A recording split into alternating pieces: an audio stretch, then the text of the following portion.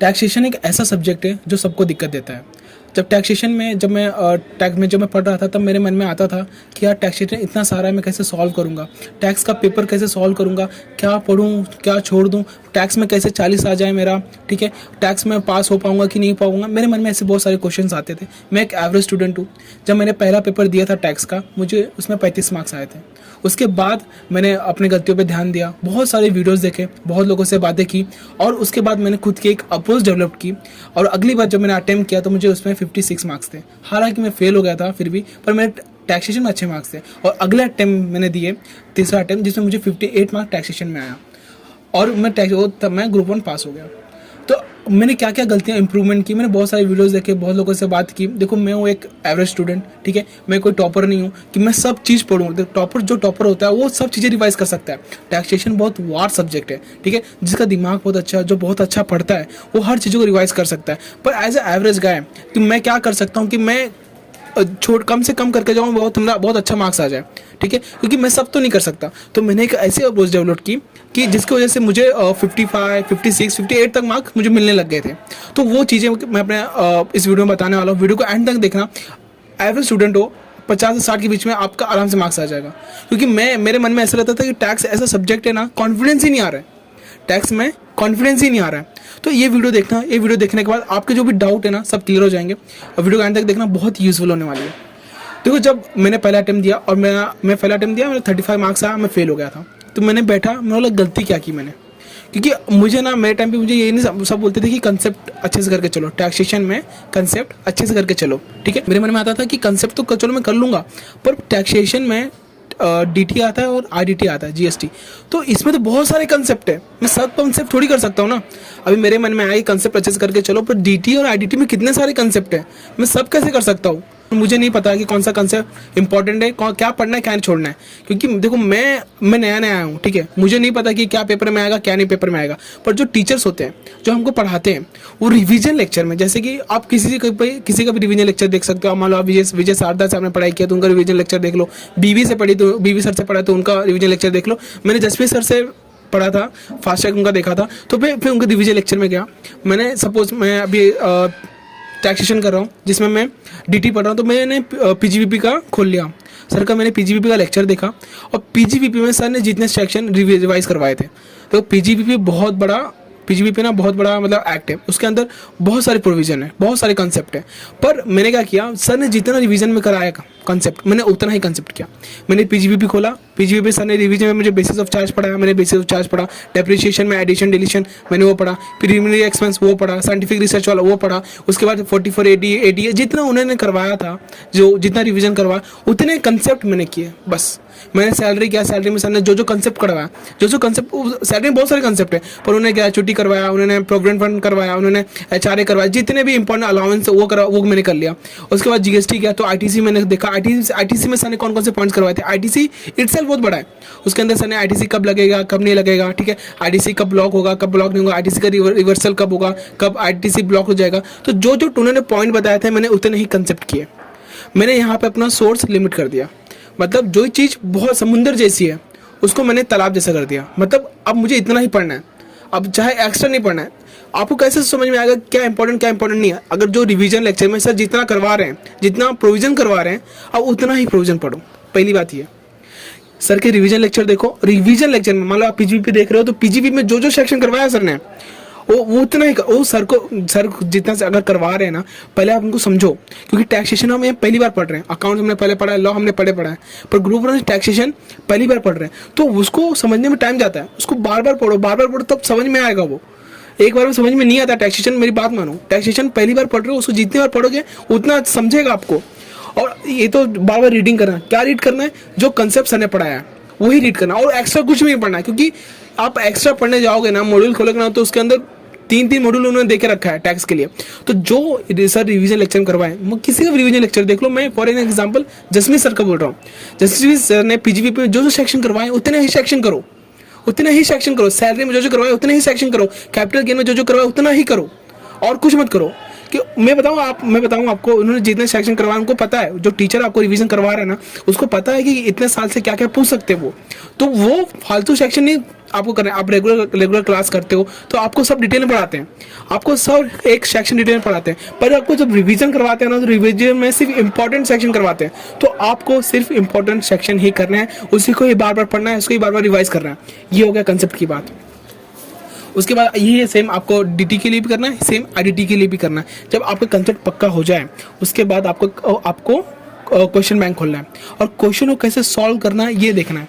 कि मान लो आपको जब रिवीजन लेक्चर देख रहे हो या फिर किसी का प्रैक्टिस सेशन देख रहे हो, किसी का भी देख सकते हो। मैं यहाँ पे जसमीत सर का लेता हूँ। जसमीत सर मान लो सैलरी का क्वेश्चन उठा रहे हैं, कोई भी क्वेश्चन PYQs, और सर उसको कैसे पढ़ रहे हैं कि सर ने इसको ऐसा पढ़ा तो यहाँ पर डाल दिया, सर ने पहले फॉर्मेट बना दिया सबका कि हाँ भाई चलो ये फॉर्मेट बना दिया, एडलेस कर दिया, उसके बाद सर उसको कैसे सॉल्व कर रहे हैं वो आपको सॉल्व करना है। आपको जब आपका सपोज आप सैलरी आपने PGBP किया, PGBP का हर एक कंसेप्ट रिवाइज कर लिया, उसके बाद आप PGBP का मॉड्यूल क्वेश्चन खोले और उसको सॉल्व किया और उसमें कोई आपको नया प्रोविजन मिला तो आपको उसको टिक कर लेना, उसको कर लेना है। तो समझे। और आपको अप्रोच देखना है कि क्वेश्चन को सॉल्व कैसे करना है। देखो ऐड नहीं करना, आपको ऐड और लेस ही करना है। PGBP में ऐड लेस करना है, कैपिटल में ऐड लेस करना है, सैलरी में भी ऐड लेस करना है, बस आपको प्रोविजन पता होना चाहिए। अब तो कंसेप्ट मतलब प्रोविजन आपको पता होना चाहिए कि क्या चीज़ें कैसे करनी है। सैलरी में जितना सर ने बताया उतना प्रोविजन कर लो, और जब आप सैलरी का जब ये करोगे ना मॉड्यूलर क्वेश्चन, तो उसके अंदर कोई नया प्रोविजन आएगा तो उसको कर लो, और सर जो PYQs करवाएंगे वो कर लो। बस अब इतने प्रोविजन आपके पास लिमिटेड हो गए कि भाई आपको इतना ही प्रोविजन पढ़ना है, इसको ही बार बार पढ़ना है और उसको ही सॉल्व करना है। और एक दो बार क्वेश्चन जो है मॉड्यूलर उसको प्रैक्टिस करो, हर बार कॉन्सेप्ट रिवाइज करो और क्वेश्चन प्रैक्टिस करो। मैंने यही किया था, बिलीव मी। जहाँ पे आपका सोर्स लिमिट हो जाता है और जितने बार उसको रिपीटिशन दे देते हो और चीज़ें समझ में आने लग जाती हैं, तब एग्जाम में क्वेश्चन बनता है। और जब DT IDT सब ऐसा करोगे ना आप, तो देखना अलग सा कॉन्फिडेंस आएगा, क्योंकि आपके पास एक सोर्स लिमिट हो गया। अब आपके पास ऐसा नहीं है कि मतलब क्या पढ़ना है क्या नहीं पढ़ना है, कितना पढ़ना है, आपको ना कॉन्फिडेंस आना स्टार्ट हो जाएगा। अब मैंने एक वीडियो बनाई थी टैक्सेशन में, कौन कौन से टॉपिक जो आपको पहले कर लेने चाहिए इसी अप्रोच को लेके, उसका बटन मैं आपने आई बटन में दे दूंगा, वो वीडियो आप देख लेना। उसमें मैंने बताया कि DT में क्या क्या आपको पहले करना है, IDT में क्या क्या आपको पहले करना है। तो देखो मैंने आपको क्या बताया कि आपको भागना नहीं है, ज़्यादा करना ही नहीं है, क्योंकि आप सब नहीं कर सकते हो। एज एवरेज स्टूडेंट आदमी सब नहीं कर सकता, उसको कुछ याद भी नहीं रहेगा। आपको सिर्फ इतना देखना है कि आपके जो प्रोविजंस हैं ना, वो आपके पास वो इंपॉर्टेंट वाले प्रोविजन आपको करके जाना है। आपको पता होना चाहिए कि PGBP बहुत बड़ा है, पर उसमें क्या क्या इंपॉर्टेंट है वो करना है। आपको पता होना चाहिए सैलरी बहुत बड़ा है, उसमें क्या क्या इंपॉर्टेंट है वो करना है, वो आपको पता रहना चाहिए। आपको कैपिटल गेन में क्या क्या आना चाहिए वो पता रहना चाहिए। आपको ITC के अंदर, प्लेस ऑफ सप्लाई के अंदर टोटल इनकम क्वेश्चन कैसे करना है वो आपको पता होना चाहिए। टोटल इनकम के क्वेश्चन टेंशन नहीं लेना, उसको एकदम लास्ट में करना है, ठीक है। पेपर पैटर्न कैसे अटेम्प्ट करना है, ये सब चीज़ आपको पहले से पता होनी चाहिए। कि भाई मैं अगर जाऊँगा पहले GST करूँगा, GST करने के बाद MCQ करूँगा, MCQ करने के बाद ये वाला क्वेश्चन करूँगा, क्या नाम है, DT वाला। और पेपर को कैसे अटेम्प्ट करना है इसका भी वीडियो मैंने अपने एक टैक्सेशन में बता के रखा है। बस मैं आपको यहाँ ये बता रहा हूँ कि आपको रिवाइज कैसे करना है, आपको पढ़ना कैसे है। मैंने कैसे पढ़ाई की थी, मैंने सिर्फ इंपॉर्टेंट सेक्शन ही पढ़ के गया था सर, और मैंने खुद से डिसाइड नहीं किया था कि इंपॉर्टेंट है कि नहीं। मैं रिवीजन लेक्चर देखा जसमीत सर का, जसमीत सर ने जो रिवाइज करवाया उतना मैं करके गया था। अरे PGBP सर ने 2 घंटे में रिवाइज करवाया है, 2-2.5 घंटे में, और उसमें जो प्रोविजन करा अगर उतना भी कर लोगे ना तो आराम से पास हो जाओगे। 50-60 मार्क्स आराम से आ जाएगा आपका। और GST में उन्होंने जितना करवाया है ना, जितना रिवीजन लेक्चर करवाया है, उतना रिवीजन लेक्चर अगर दिमाग में आगे आ जाए ना, आपके कंसेप्ट समझ में आ जाए रीड करके, उतना भी करके चले जाओ ना, आराम से पास हो जाओगे, मेरी बात मानो आप। टैक्सेशन देखो, वो एक्चुअली टैक्सेशन हार्ड नहीं है। इस बार का जो पेपर आया था वो बहुत गंदा गया पेपर बच्चों लोगों का, पर उसमें 1-2 क्वेश्चन छोड़ के ना सब क्वेश्चन हार्ड नहीं थे। पर वो हार्ड क्यों हो जाता है, क्योंकि हम ना सब करने के चक्कर में कुछ अच्छा नहीं होता है, कुछ अच्छा नहीं कर पाते हैं। इसलिए जो क्रीम अच्छा, देखो मैं ये नहीं बोल रहा हूँ कि आपको 100% पेपर वहाँ से मिलेगा, पर 80% पेपर आपको वहीं से मिलेगा जो आपने पढ़ा है। और जो आपको सब थोड़ी राइट करना है, आपको बस अमाउंट लिख के आना है, जो आपको नहीं समझा वो अपने अंडरस्टैंडिंग से एडलेस कर देना है। समझ रहे हो आप।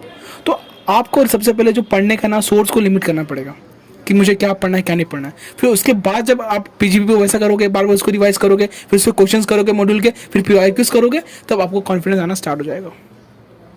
ऐसे ही मैंने किया था और ऐसे ही मुझे अच्छे मार्क्स आए थे, 56 आए थे और एक में 58 मार्क्स आए थे मेरे। बस आपको पता होना चाहिए कि कौन सा सेक्शन इंपॉर्टेंट है, कौन सा सेक्शन इंपॉर्टेंट नहीं है, वो आप जब रिवीजन लेक्चर देखोगे, किसी का भी देख लो, वो सब अच्छे से बताते हैं, तो वो आपको क्लियर हो जाएगा। तो आप किसी का भी देख सकते हो। यही अप्रोच मैंने फॉलो की थी। रही बात कौन सा सब्जेक्ट पढ़ना है, कौन सा सब्जेक्ट मतलब कौन सा टॉपिक में पहले पढ़ना है, कौन सा टॉपिक हमें लास्ट में पढ़ना है, ये मैंने अपने वीडियो में बता के रखा है ऑलरेडी। तो उस वीडियो को मैं लिंक दे दूंगा, अपने आई बटन में भी दे दूंगा, उसको वीडियो को देखना, और इस अप्रोच जो अप्रोच मैंने फॉलो किया उस अप्रोच से करोगे ना तो आराम से हो जाएगा। बस ये कि आपके पास एक समराइज वे में एक टैक्सेशन का नोट्स होना चाहिए और जीएसटी का नोट्स होना चाहिए, जिसको बार बार पढ़ो और क्वेश्चन एक दो बार आपको सॉल्व करना, क्वेश्चन का अप्रोच देखना है। एंड तो आपको एटलीस्ट करना है ना, तो आपको देखना पड़ेगा कि आप कर पा रहे हो कि नहीं, सोच पा रहे हो कि नहीं, तो वो प्रैक्टिस करनी है। और प्रोविजन आपके दिमाग में रहेगा क्या लिस्ट करना है, तो आराम से हो जाएगा। और ज़्यादा इतना डिटेल में जाने की जरूरत नहीं, ज़्यादा घुसना ही नहीं है टैक्सेशन में, क्योंकि वो एक समुंदर जैसा है, वो खत्म ही नहीं होगा। तो आपको थोड़ा सा निकाल के साइड में कि हाँ इतना करना है, इतना ही करना है, बस इतना अच्छे से करके जाना है। और वो जितना करोगे ना मोर देन सफिशिएंट है। सर के समरी नोट्स है ना जीएसटी और टैक्स के, उतना आप कर लो तो आराम से आपका 55 मार्क्स आ जाएगा, आराम से 55 मार्क्स आ जाएगा। मैं लिख के देता हूँ। और बिलीव मी, एवरेज स्टूडेंट अगर ऐसा ही करेगा तो ही पास हो सकता है। वो सब करने जाएगा, उससे कुछ नहीं होगा। आगे बाद एक अच्छा नोट्स होना चाहिए, वो आपका कंसेप्ट आपको आना चाहिए, और उसके बाद आपको क्वेश्चन का अप्रोच आना चाहिए, क्योंकि मोर और लेस आप क्वेश्चन का टाइप देख सकते हो। टोटल इनकम में कैसे कैसे टाइप के क्वेश्चन आते हैं, कि एक इनकम स्टेटमेंट आ गया, एक डायरेक्ट क्वेश्चन से लिख के आ गया, स्टेटमेंट वाइज आ गया, तो आप टाइप देख सकते हो और उसका अप्रोच देखो कि कैसे सॉल्व किया जा रहा है। उसको सब बस सॉल्व मत करो, एटलीस्ट तो करना पड़। सर कैसे सोच रहे हैं कि हाँ ये ऐसा होगा तो उसको ऐसा करना है, ऐसा होगा, तो वो पकड़ो। सर थॉट पकड़ो सर की। सर जो समझा रहे हैं कैसे समझा रहे हैं, क्या सोच रहे हैं, सर कैसे सोच रहे हैं, वो पकड़ने का सोचो कि सर क्या सोच रहे हैं। हाँ ऐसा होगा तो वैसा होगा, ऐसा होगा तो वैसा होगा। सर की थॉट को पकड़ो।